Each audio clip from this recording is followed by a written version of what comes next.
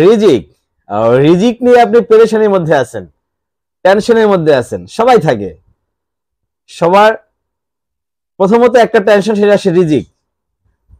আমি খাবো কিভাবে, আমার খাওয়া দাওয়া। যদি একটা মানুষের রিজিক, খাবার দাবার, থাকার জায়গা, এই দুটা জিনিস থাকে, খাওয়ার জায়গা, খাবার এবং থাকার জায়গা, পোশাক আশাক, এই জিনিসগুলো যদি থাকে তাহলে সে আর টেনশনে থাকে না।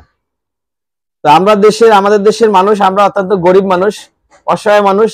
তা আমাদের এই জিনিসটার অভাবে আছি, আমরা আমাদের খাবারের অভাবে আছি, ভালো পোশাক কিনতে পারি না, আমাদের ভালো থাকার জায়গা নাই। এই সব মিলেই কিন্তু রিজিক। রিজিকের পেরেশানি আপনার চলে যাবে। আপনাকে ছোট্ট একটি দোয়া পড়তে হবে, রিজিকের পেরেশানি থাকবে না। একবার এক সাহাবী নবী মুহাম্মদ সাল্লাল্লাহু আলাইহি সাল্লামের কাছে আসলেন। আয়েশা বলতেছেন, হে আল্লাহর নবী, আমি খুব অভাবে আছি, আমি খুব বিপদে আছি, আমি খুব টেনশনে আছি, খাবার দাবারের অভাব, আমার স্ত্রী আমার কাছ থেকে মুখ ফিরিয়ে নিয়েছেন, আমি চলতেই পারতেছি না, এতটাই অভাবে আছি। তখন আল্লাহর নবী বললেন, তুমি কি ওই দোয়া ভুলে গেছো? তুমি কি ওই দোয়া ভুলে গেছো যেই দোয়া পড়লে রিজিক অটোমেটিক বৃদ্ধি পাবে? সেই দোয়াটা কি? সুবহানাল্লাহি ওয়া বিহামদিহি সুবহানাল্লাহিল আযীম আস্তাগফিরুল্লাহ। সুবহানাল্লাহি ওয়া বিহামদিহি সুবহানাল্লাহিল আযীম আস্তাগফিরুল্লাহ। সকাল বিকাল যদি এই দোয়া পাঠ করা যায়, তাহলে আল্লাহর পক্ষ থেকে ধন দৌলত, টাকা পয়সা কিভাবে আসবে সেটা কল্পনা করা যাবে না। এত পরিমাণ টাকা আসবে, সেটা আপনি শেষ করতে পারবেন না। তো সেটার জন্য নিয়ত স্ট্রং হইতে হবে। আমি প্রায় প্রত্যেকটা লেকচারে একই কথা বলি, নিয়ত স্ট্রং হইতে হবে। আপনার নিয়ত যদি ভালো না থাকে, আপনি সারা জীবন তপস্যা করুন, সারা জীবন মহান রব্বুল আলামিনের কাছে প্রার্থনা করুন, সেই প্রার্থনা কোনো কাজে আসবে না। কারণ আপনার নিয়তে যদি প্রবলেম হয়, যেটা হইতেও পারে নাও হইতে পারে, কারণ আল্লাহ পাক দিতেও পারে নাও দিতে পারে, না দেওয়ার সম্ভাবনাটা বেশি। কারণ যখন সন্দেহ থাকবে, তখন আল্লাহ পাক সেই দোয়া অ্যাকসেপ্ট করেন না।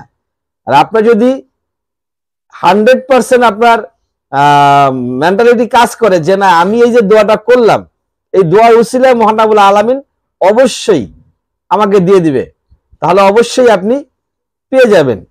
নবী মুহাম্মদ সাল্লাল্লাহু আলাইহি সাল্লাম বলেছেন, সকালবেলা ফজরের পরে সুবহানাল্লাহি ওয়া বিহামদিহি সুবহানাল্লাহিল আযীম আস্তাগফিরুল্লাহ 100 বার পাঠ করার জন্য, এবং মাগরিবের পরে আরো 100 বার, দৈনিক 100 বার করে 200 বার করে পাঠ করেন। এক সপ্তাহের মধ্যে আপনার সমস্ত বালা মুসিবত, বিপদ, অভাব, অনটন সকল কিছু দূর হয়ে যাবে। টাকা আর টাকা আসতেই থাকবে।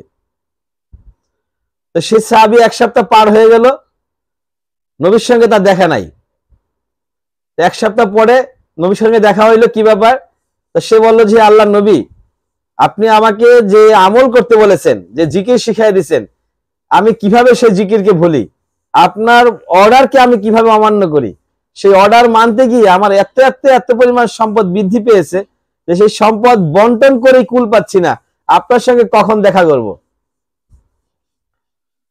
তো যেহেতু আল্লাহর নবী অর্থের পেরেশানি দূর করার জন্য আমাদেরকে শিখিয়েছেন সুবহানাল্লাহি ওয়া বিহামদিহি সুবহানাল্লাহিল আযীম আস্তাগফিরুল্লাহ। তা আমাদের যদি অর্থের প্রবলেম থাকে, বিপদ, যে কোনো বিপদ, শুধু অর্থ না, এই অর্থের পাশাপাশি আপনার যদি আদার্স কোনো প্রবলেম থাকে, বিপদ থাকে, টেনশন থাকে, সেগুলা থেকেও মহান রব্বুল আলামিন আপনাকে মুক্ত করবেন ইনশাআল্লাহ। তা আমরা সবাই ইনশাআল্লাহ চেষ্টা করব, যদি আমরা এই প্রবলেমে থাকি, তাহলে খালেস অন্তর নিয়ে, একবার 100% বিশ্বাস নিয়ে মহান রব্বুল আলামিনের কাছে আস্তাগফিরুল্লাহ সুবহানাল্লাহি ওয়া বিহামদিহি সুবহানাল্লাহিল আযীম আস্তাগফিরুল্লাহ পড়ে আল্লাহর কাছে প্রার্থনা করব। অবশ্যই ইনশাআল্লাহ তাআলা আল্লাহ পাক আমাদের সহায়তা করবেন। ওয়া আখির দাওয়ানা আলহামদুলিল্লাহি রাব্বিল আলামিন।